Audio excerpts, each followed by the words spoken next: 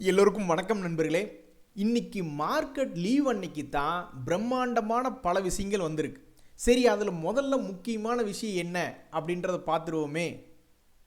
ரமேஷ் அப்படின்னு ஒரு நண்பர் அவருடைய எக்ஸ்பீரியன்ஸில் என்ன சொல்கிறாருன்னா, எனக்கு எதை பற்றியுமே கவலை இல்லைங்க, நான் ஆல்மோஸ்ட் கும்பாகி கிடக்கக்கூடிய பங்குகளை தான் எடுப்பேன். எப்படின்னா, ஒரு ஷேர் மேலே கீழே ட்ரேட் ஆகிட்டு இருக்கும், அதில் இருக்கக்கூடிய 200 நாள் 200 டேஸ் மூவிங் ஆவரேஜ் அப்படின்றதுக்கு கீழே பங்குகள் வரும் பொழுது அல்லது அதுக்கு பக்கத்தில் வரும் பொழுது வென் நியர் டு 200 EMA நான் டெக்னிக்கலில் ஒன்று பார்த்துட்டேன்னா, அடுத்தது நான் போய் ஃபண்டமெண்டலில் பார்ப்பேன்.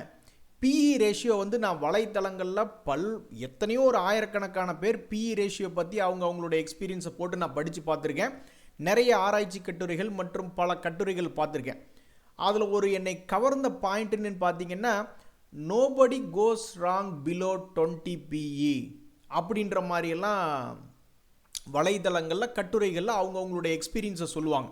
ஸோ ஃபண்டமெண்டலில் பிஇ ரேஷியோ ரொம்ப கம்மியாக இருக்குது, ஆனால் அது ஒரு ப்ளூ சிப் கம்பெனி அல்லது ஒரு பெட்டர் கம்பெனி அப்படின்ற சமயத்தில் அப்போ நான் ரெண்டையுமே செக் பண்ணிக்குவேன். டெக்னிக்கல்லையும் 200 டேஸ் மூவிங் ஆவரேஜ் பக்கத்தில் சீப்பாகி வந்திருக்கணும். அதே மாதிரி ப்ரைஸ் டு ஏர்னிங்ஸ் ரேஷியோவும் 16 to 8 கீழே இருக்கணும், அந்த லெவலுக்குள்ளே இருக்கணும்.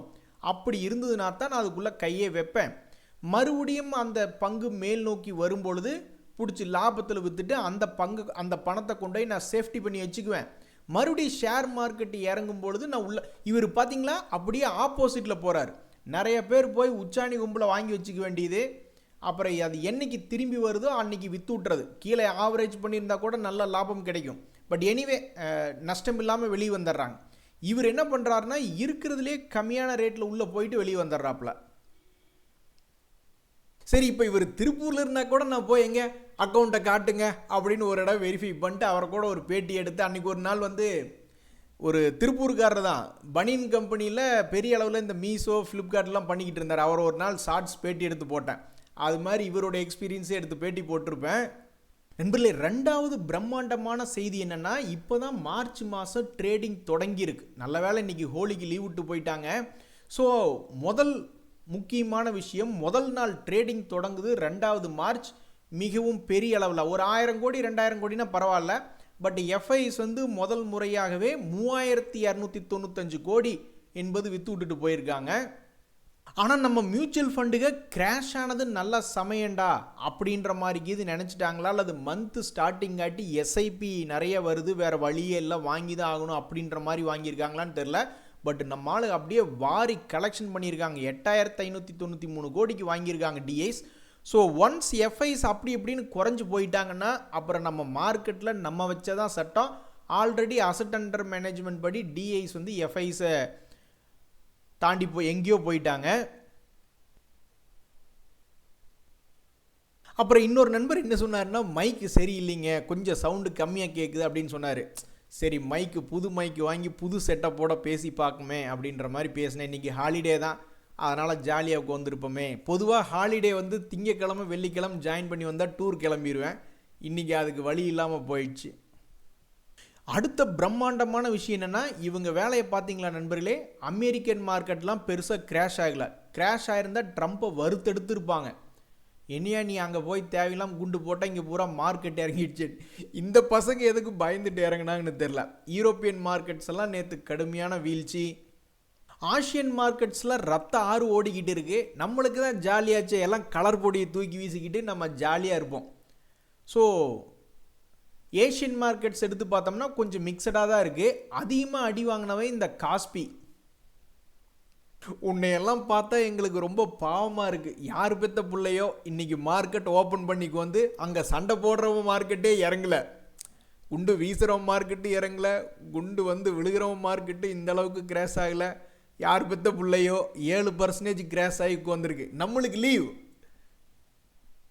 இந்த சமயத்தில் தான் ஒரு நண்பர் சொல்கிறாரு, திவாகரன், கரடிகளினுடைய ஆட்டம் ஜாஸ்தியாக இருக்குன்னு. முடிஞ்சால் இன்றைக்கி வர சொல்லுங்கள், நாளைக்கோ நேற்றோ ஆடுறதெல்லாம் கணக்கு கிடையாது.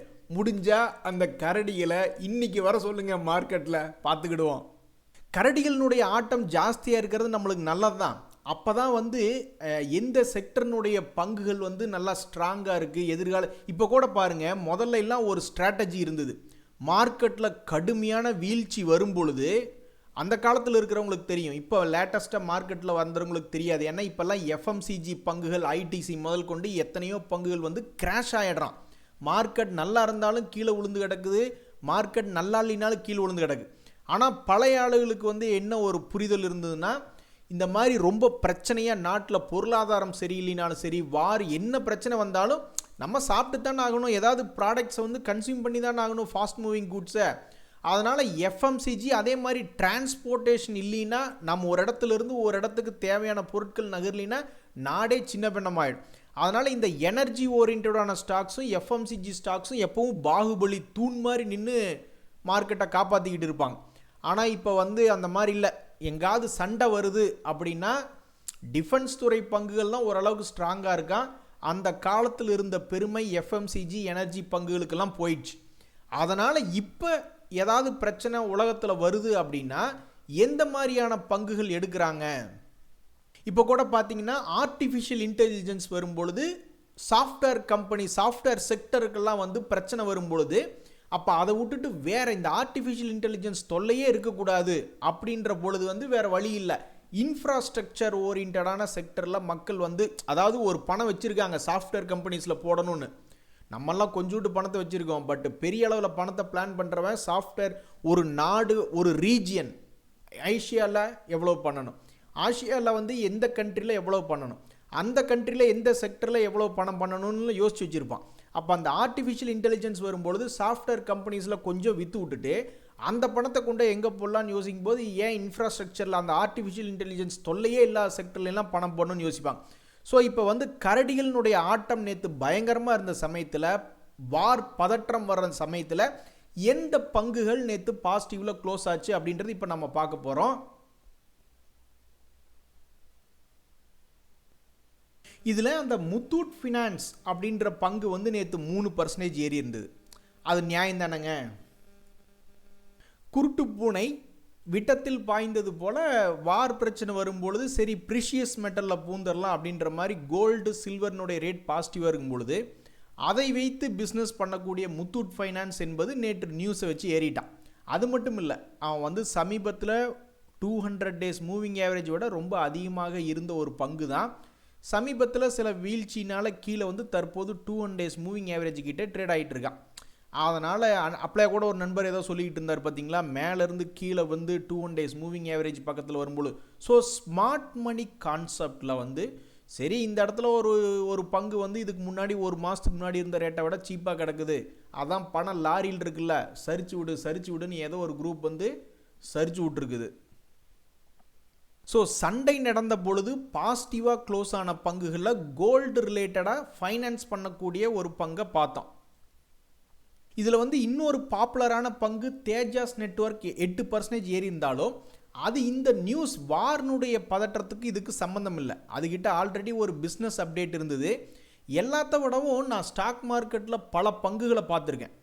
இருக்கிறதுலே ஒரு ஒஸ்ட் கேஸ், ஒரு தன்னுடைய உச்சத்திலிருந்து என்னைக்கு ஒரு 80% இறங்குறானோ அதுதான் இருக்கிறதுலே ஒரு ஒஸ்ட் கேஸ். அதுக்கு மேலே போச்சுன்னா ஜான் போனா என்ன, முளம் போனா என்ன, தலைக்கு மேலே போயிடுச்சு நிறையா பேர் விட்டுருவாங்க. ஆனால் நான் பல கும்பா பங்குகளையும் பார்த்துருக்கேன், லாபம் செய்யக்கூடிய பங்குகளையும் பார்த்துருக்கேன். அதனுடைய வரலாறில் என்னைக்காவது 80% தன்னுடைய உச்சியிலிருந்து வீழ்ச்சி அடையும் பொழுது ஏதோ ஒரு வகையில் செய்தி வருது அல்லது செய்தி வராமையே தூக்கி விட்டு நான் பார்த்துருக்கேன். அந்த செய்திகள் என்னுடைய ஞாபகத்தில் இப்போ இல்லை, எந்த பங்குகள் அப்படி கீழே விழுந்து மேலே 80% போயிட்டு மேலே வந்தான்னு. பட் பங்குகளினுடைய செய்திகள் நான் வாசிச்சிருக்கேன். ஸோ இந்த சமயத்தில் வந்து இந்த பங்கு 80% கரெக்டாக ஒரு ஆல்மோஸ்ட் அப்ராக்சிமேட்டாக 80% விழுந்த பிறகு எவ்வளவு சமீபத்தில் ஏறி இருக்கான்னா 68.8, 70% போடுங்களேன், ரவுண்டு பண்ணுங்களேன், என்ன இப்போ 80% இறங்கிட்டு 70% ஏறி இருக்கு. ஆனால் இதை வந்து போர் சமயத்தில் இறங்கி திரும்பி ஏறின அன்னைக்கு, வார் அன்னைக்கே பாசிட்டிவில் க்ளோஸ் ஆன செக்டரில் இதை எடுத்துக்க முடியாது. நம்ம கோல்டு தான் இப்போதைக்கு எடுத்துக்க முடியும். கடைசியாக டிஃபென்ஸ் துறை பங்குகள் கொஞ்சம் பாசிட்டிவ் மொமெண்டம் காமிச்சிருக்கான். அதில் இந்த ஐடியா ஃபோர்ஜ் எல்லாம் வந்து சந்தடி சாக்கில் கோவிந்தா போட்டுட்டு ஜாலியாக ஓடுங்கடா அப்படின்ற மாதிரி, புண்ணியத்தை தேடிக்கிங்கடா அப்படின்ற மாதிரி இந்த டிஃபென்ஸ் துறை பங்கு நேற்றெல்லாம் 4% ஏறி இருக்கு, ஒரு இடத்துல 7% ஏறின மாதிரிலாம் காமிக்குது. ஆனால் இது வந்து இப்போதைக்கு ஒரு லாஸ் மேக்கிங் கம்பெனியாக இருந்தாலும் அந்த கான்செப்ட் இப்போல்லாம் தான் போய் சோல்ஜரை போய் உள்ளே இறக்கி சண்டை போடுங்கன்ற கான்செப்ட் இல்லை இல்லையா, எல்லாம் வந்து ட்ரோன்ஸ் வச்சு அடி, ராக்கெட்டை விட்டு அடி அப்படின்ற மாதிரி இருக்குது. அந்த ராக்கெட் மட்டும் கைவசம் இல்லைன்னா ஈரானை வந்து இன்னுமே என்னென்ன முடியுமோ அதெல்லாம் பண்ணியிருப்பாங்க. அதான் ஒரு நண்பர் கமெண்ட் போட்டிருக்காரு பாருங்க, அந்த வளைகுடா நாடுகள்லேயே யாருக்குமே அடிப்படையாமல் மற்ற நாடுகள்லாம் வந்து டம்மியாக இருக்காங்க. அமெரிக்கா என்ன சொல்லுதோ அதை கேட்கக்கூடிய நிலைமையில் இருக்காங்க. ஆனால் ஈரான் அப்படி கிடையாது. நாங்கள் பாகிஸ்தான்கிட்ட நியூக்ளியர் இதெல்லாம் இருக்குங்க, இருந்தாலுமே அவன் போய் ட்ரம்ப் வாழ்க அப்படின்னு சொல்லக்கூடிய நிலைமையில தான் அமெரிக்கா அவங்கள வச்சிருக்கு. ஆனாலும் ஈரான் வந்து ஒரு தனி சுதந்திரமாக நான் என்ன செய்கிறேன் அப்படின்றதுக்கு இருந்த ஒரு சமயத்தில் அது எப்படி வீணாக போச்சு அப்படின்னா, அது ஒரு முக்கியமான ஒரு மற்ற பாயிண்ட்டுகள் நீங்கள் படித்து பார்த்துங்க. அதாவது 2வது பாயிண்ட் மட்டும் ரொம்பவுமே ஒரு ப்ரொஃபஷனலாக இருக்கக்கூடிய பாயிண்ட்டை மட்டும், நியூட்ரலாக இருக்கிற பாயிண்ட்டை மட்டும் பார்ப்போம். அதாவது சீனா வந்து எவ்வளவு சப்போர்ட் பண்ணும், சீனா தான் அவனுக்கு ஈரானுக்கு எல்லாமே சப்போர்ட் பண்ணிக்கிட்டு இருக்காங்க. அப்போ அந்த சமயத்தில் வந்து மேலேருந்து வரக்கூடிய ராக்கெட்டுகளை எல்லாம் தாக்கி அழிக்கிற மாதிரி நம்மளுக்கு ரஷ்யா எப்படி சப்போர்ட் பண்ணுச்சு, பாகிஸ்தான்லேருந்து வரக்கூடிய ட்ரோன்ஸு மற்றும் ஏவுகணைகளெல்லாம் நம்ம அந்த S-400 நினைக்கிறேன், அதை வச்சு எப்படி அடித்து ஒரு துளி கீறல் இல்லாமல் நம்ம பார்த்துக்கிட்டோம். அந்த மாதிரி நல்ல ஒரு இராணுவ தளவாடங்களை தானே கொடுத்துருக்கணும் அப்படின்ற மாதிரி சொல்லியிருக்காங்க. ஸோ எப்படியோ நம்மளுக்கு வந்து நம்ம நாட்டுக்கு முக்கியமான தேவை எனர்ஜி, க்ரூட் ஆயில் தான். அந்த க்ரூட் ஆயில் வந்து உலகத்தில் நம்ம ரஷ்யாகிட்ட இருந்து வாங்கிட்டு இருந்தோம், அதுக்கு கொஞ்சம் பிரச்சனையாக இருக்குது. இப்போ நம்ம ஈரானும் இல்லைன்னு வச்சிங்களேன், 90% க்ரூட் ஆயில் இனி அமெரிக்காவினுடைய கைவசம் போயிடும். அப்புறம் அவங்க என்ன ரேட்டு சொல்கிறாங்களோ அந்த ரேட்டுக்கு தான் நம்ம டீல் பண்ணுற மாதிரி ஆகிடும். நம்மளுக்கு டிஸ்கவுண்ட்டும் கிடைக்காது, ஒன்றும் கிடைக்காது. இதுக்கு எல்லாமே முக்கியமான காரணம் மிடில் ஈஸ்ட் ஃபுல்லாகவே அமெரிக்கா சொல்கிறது தான் கேட்கணும் அப்படின்ற மாதிரி ஆயிடுச்சு. வெனிசுலா, ரஷ்யா, ஈரான் இவங்க 3 பேர்த்திட்டையும் க்ரூட் ஆயில் இருக்குது. அவங்க அமெரிக்காவுடைய பேச்சை கேட்காம இருந்தாங்க, இனி ரஷ்யா மட்டும்தான் இருக்கும். இன்னும் மற்றும் சில நண்பர்களும் அதான் சொல்கிறாங்க, நம்ம மார்க்கெட் ஓவராக ரியாக்ட் பண்ணுறாங்க, எங்கேயோ சண்டை நடக்கிறதுக்கு நம்ம அடி வாங்கிட்டு இருக்கோம், ஆனால் அமெரிக்க மார்க்கெட்டை வந்து பாசிட்டிவில் வச்சுருக்காங்க. ஸோ நம்ம எல்லோரும் மார்க்கெட் கிராஷ் ஆகுன்னு நிறைய பேர் வெயிட் பண்ணிக்கிட்டு இருக்கோம். ஸோ ட்ரம்ப் இருக்கும்பொழுது அமெரிக்கா மார்க்கெட் நல்லா வச்சுக்கிட்டு நம்ம மார்க்கெட் என்றைக்காவது ஒரு கோல்டன் ஆப்பர்ச்சுனிட்டியாக, ஏன்னா நான் டீலராக ஒர்க் பண்ணியிருக்கேன் 2006 பார்க்கும்பொழுது நான் பார்த்த வரைக்கும் ஒரு 4-5 வருஷத்துக்கு ஒருக்கா எப்பாவது ஒரு கிராஷ் என்பது பெரிய அளவில் வரும். ஆனால் இந்த முறை ஏன்னா ஒரு கோவிட்டுக்கு அப்புறம் பெருசாக வரமாட்டேங்குது. ஒரே ஒரு முறை 2023 எப்போ வந்து பயமுறுத்துனான், 22-23 தெரில, அதுக்கப்புறம் வந்து பெருசாக பயமுறுத்துகிற மாதிரி வரல. போன வருஷம் பிப்ரவரி மார்ச் மாதத்தில் பயமுறுத்துகிற மாதிரி வந்துட்டு அப்படியே நிஃப்டி திரும்பி ஒரு 4000 பாயிண்ட் ஏறிடுச்சு. ஸோ இவருக்கு வந்து என்ன மனசில் தோணுதுன்னா, நிஃப்டி 20,000 போனாலும் ஆச்சரியப்படுறதுக்கு இல்லை அப்படின்றாரு. அப்படி மார்க்கெட் இறங்கும்போது நிறைய பேர் காலத்தால் அழியாத ஏதாவது ஒரு ஷேரை வாழ்க்கைக்கு எடுத்து வச்சுக்கணும். ஏன்னா நிறைய பேர் அந்த காலத்தில் விப்ரோ, SBI போன்ற பங்குகளெல்லாம் வாங்கி வச்சவங்களுக்கு இப்போ என்ன கவலை, எங்கள் மாமா ஒருத்தர் வந்து 10,000 குவான்டிட்டிக்கு மேலே ONGC எப்போ நான் 2006 ஒர்க் பண்ணிக்கிட்டு இருந்தப்போ சொல்லிகிட்டு இருந்தார், என்கிட்டலாம் 10,000 ஷேர் இருக்குன்னு ONGC. இப்போல்லாம் அது அவருக்கு என்ன வருமானம் பண்ணியிருக்குன்னு எனக்கு தெரில. ஸோ அந்த மாதிரி one stock for lifetime அப்படின்ற மாதிரிலாம் நிறைய பேர் வாங்கி வச்சுக்குவாங்க. நான் என் வாழ்க்கையில் அப்படி ஒரு ஷேரை சேர்த்தணுன்னா இந்த NSE வந்து IPOவாக இந்த வருஷத்துக்குள்ளே வந்துடும். அப்படி வரக்கூடிய பங்குக்கு நான் ஒரு 3 அட்டம்ப்ட் அடிக்கலான் இருக்கேன். அந்த பங்கு NSE என்னைக்கு மார்க்கெட்டுக்குள்ளே வருதோ அப்போ வந்து ஒரு குறிப்பிட்ட அமௌண்ட்டு என் வாழ்க்கைக்கு அந்த பங்கு அப்படின்னு சேர்த்து வச்சுக்கணும்னு நான் ஆசைப்பட்றேன். ஏன்னா இதுக்கு முன்னாடி BSE அப்படின்ற எக்ஸ்சேஞ்ச் பங்கு நான் பார்த்தேன், நல்லா தான் மேலே வந்தான். CDSL அப்படின்ற பங்கு நல்லா மேலே வந்துட்டு கொஞ்சம் சுமாராக இருக்கான். NSDL ஒரு முறை நல்லா மேலே வந்துட்டு வந்தான். ஸோ அது மாதிரி இந்த NSE இல்லாமல் அப்புறம் நம்ம எப்படி ட்ரேட் பண்ணுறோம், என்ன பண்ண போகிறேன், நீ இவங்களுக்கு போட்டியாக யார் வரப்போகிறா, யாருனாலே முடியாது. ஆனால் NSE வரும்பொழுது அது BSE எக்ஸ்சேஞ்சில் தான் போய் லிஸ்ட் ஆகும். அதே எக்ஸ்சேஞ்ச் அவங்களுடைய பங்கை அவங்களுடைய எக்ஸ்சேஞ்சிலே லிஸ்ட் ஆகக்கூடாது அப்படின்ற ஒரு ரூல்ஸ் இருக்குது. அதனால தான் BSE ஷேரை நீங்கள் பார்த்தீங்கன்னா NSE எக்ஸ்சேஞ்சில் ட்ரேட் ஆகும், ஆனால் BSE அவங்களுடைய எக்ஸ்சேஞ்சிலே அது ட்ரேட் ஆகாது.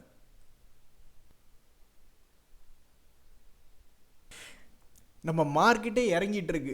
ஹலோ, இங்கே பக்கத்தில் திருப்பூர் பக்கத்தில் படியூரில் வந்து துண்டு சேல்ஸ் ரொம்ப ஃபேமஸ். வாங்க நம்ம ஒரு நாள் போய் ஹோல்சேல் கடையாக போய் துண்டை எடுத்து வச்சுக்குவோம். பூபதி அவர்களே, நம்ம ஒரு நாள் இங்கிருந்து போகிறோம், நல்ல ஒரு துணி கடையாக பார்த்து, எப்படி ஒரு லாரி சரக்கு தேவைப்படும், இப்படியே வார் தொடர்ந்து நடந்துக்கிட்டே இருந்தது அப்படின்னா எல்லாத்துக்கும் தலையில் துண்டு போடக்கூடிய நிலைமை தான் வரும். நண்பர்களே, இந்த சமயத்தில் இன்னொரு முக்கியமான விஷயம், ஒருவேளை மார்க்கெட் வந்து 20,500 வருதுன்னு வச்சுங்க, நான் வந்து என் வாழ்க்கையில் ஒரு காலத்தில் தப்பு பண்ணேன், அது நிறைய பேர்த்துக்கு தெரியாது. இந்த எஃப்என்டோ செக்மெண்ட்டில் வந்து ஒரு 300-400 குவான்டிட்டிக்கு பக்கம் நான் நிஃப்டி அப்படின்ற பொசிஷன், ஏன்னா அதான் ஃப்ரீயாக கிடைக்குதே. அதாவது நிறைய பேர் வந்து என்ன எஸ்ஐபியில் எய்ம் வச்சுருப்பாங்க, நிஃப்டி 50 இண்டெக்ஸ்லையோ அல்லது ஏதாவது ஒன்றுலையோ ஒரு கோடி பக்கம் பணத்தை சேர்த்திட்டு அப்புறம் அது பொறுமையாக வளர விடணும் 10-20 வருஷத்துக்கு அப்படின்ற மாதிரி இருப்பாங்க. நான் அந்த மாதிரியான ஒரு ஐடியாவில் நிஃப்டி 50 இண்டெக்ஸ் மட்டும், ஸ்டாக்கெல்லாம் இது இல்லை, நிஃப்டி 50 இண்டெக்ஸை மட்டும் நானும் ஒரு 300-400 குவான்டிட்டி அந்த காலத்தில் எடுத்து வச்சுட்டேன். அதுவும் டோட்டல் வேல்யூ 30-40 லட்ச ரூபா பக்கத்தில் வரும்னு வச்சுங்க. அப்புறம் இப்படி தான் ஏதோ ஒரு காரணத்தினால திடீர்னு மார்க்கெட் 200 டேஸ் மூவிங் ஆவரேஜ் கீழே போகல, சரி பயந்துட்டு வெளியே வந்துட்டேன் நஷ்டத்தில். ஒருவேளை மார்க்கெட்டில் வந்து filling the gap low cap higher அப்படின்ற கான்செப்ட்லாம் இருக்குது. அப்போ மார்க்கெட் எப்போ ஒரு இடத்துல விட்டு வச்சுட்டு வந்த மிச்சம் வச்சுட்டு இருந்த ஒரு கேப் லோ, அதாவது ஷேர் மார்க்கெட்டினுடைய ப்ரைஸ் மூவ்மெண்ட் இந்த மாதிரி கேப் இல்லாமல் இருக்கணும் அப்படின்றதான் நியாயம் கான்செப்ட். ஆனால் சில நேரங்களில் திடீர்னு இப்படி ட்ரேட் ஆகிட்டு இருக்கிற மார்க்கெட் நைட்டு வந்து ஏதாவது நியூஸ் வருதுன்னா மார்னிங் வந்து பார்க்கும்போது அந்த நியூஸ்னுடைய இம்பேக்ட்னால ஒரு கேப்பை வச்சு கேப் அப் அப்படின்னு போயிடுவான், அல்லது ஒரு கேப் டவுன் திடீர்னு வீழ்ச்சிக்கு கீழே போயிடுவான். ஆனால் இது நியாயம் இல்லை தானே, ப்ரைஸ் வந்து கண்டினியூஸாக தான் இருக்கணும் அப்படின்ற ஒரு கான்செப்டில் கீழே இப்படி கேப் அப் வச்சுக்கிட்டு என்றைக்கு மேலே போனாலும் வாடி வா அப்படின்ற மாதிரி கீழே வந்து அந்த கேப்பை ஃபில் பண்ணுற மாதிரி ஒரு சம்பவம் நடக்கும். அப்படி தான் ஒரு நண்பர் என்ன சொல்கிறாருன்னா 20,500 வரைக்கும் அது போகணும் அப்படின்ற மாதிரி அவருடைய கணிப்பு. அப்படி மட்டும் போயிடுச்சுன்னா, ஒருவேளை அந்த மாதிரி வந்துடுச்சுன்னா, நான் அந்த காலத்தில் பண்ண தப்பை நான் கரெக்ட் பண்ணிவிடுவேன். ஏன்னா நான் ஆல்மோஸ்ட் ஒரு 18,000 என்னமோ இருக்கும்பொழுது தான் நான் என்னுடைய குவான்டிட்டியெல்லாம் விட்டுட்டு வெளியே வந்தேன். ஒருவேளை 20,000 மறுபடி வந்துடுச்சுன்னா நான் மறுபடியும் பணத்துக்கு மேலே எஸ்ஐபி போட்டு பணம் சேர்த்தணுன்ற கஷ்டம் எனக்கு கிடையாது. திடீர்னு மார்க்கெட் கிராஷ் ஆகிடுச்சுன்னா ஒரு லாங் டேர்மில் ஒரு 25,000 மார்க்கெட் வரும், அல்லது 26,000 வரும் அப்படின்ற மாதிரி சில ஆப்ஷன் ஸ்ட்ராட்டஜிஸ் எல்லாம் இருக்குது. அதை நான் எடுத்து வச்சுக்கிட்டு சிவனேன்னு வந்துடுவேன். எனக்கு இப்போ மார்க்கெட் இறங்குறதுனால பயம் இல்லை. சரி நண்பர்களே, இதுதான் இன்றைக்கி மிகவும் முக்கியமான தகவல்கள். இந்த மைக் எப்படி இருக்குது அப்படின்றத சொல்லுங்கள். நன்றி, வணக்கம்.